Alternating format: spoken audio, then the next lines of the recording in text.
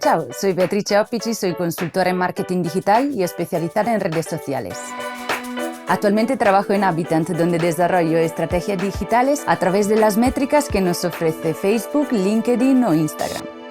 Gracias a la comunicación digital, podemos dar a conocer un negocio o proyecto y captar nuevos seguidores y clientes en las redes sociales. Para ello, los números, las métricas y las estadísticas que nos ofrecen las redes sociales son un trampolín que despega nuestras ideas aún más alto. Cuando mejor interpretemos este cóctel de informaciones, mejores conclusiones sacamos para desarrollar estrategias originales y adecuadas. En este curso de Doméstica aprenderás a analizar las métricas de tus redes sociales para crear estrategias de marketing que impulsen a tu marca. Como proyecto final, desarrollarás un informe de analítica de tus plataformas para interpretar los resultados de una forma gráfica y sencilla. Primero, determinaremos los objetivos que queremos analizar. Definiremos nuestro target, descubriremos las redes sociales que usa con más frecuencia.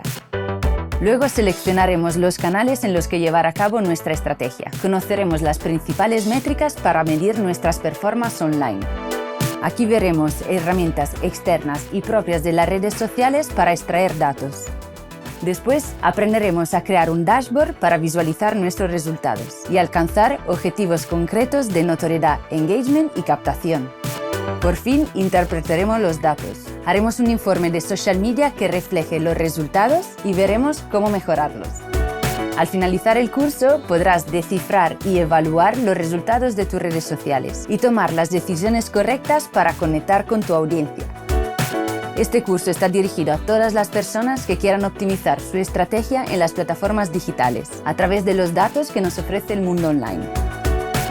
Saca el máximo provecho de las métricas de tus redes sociales y lleva la estrategia de tu marca al siguiente nivel.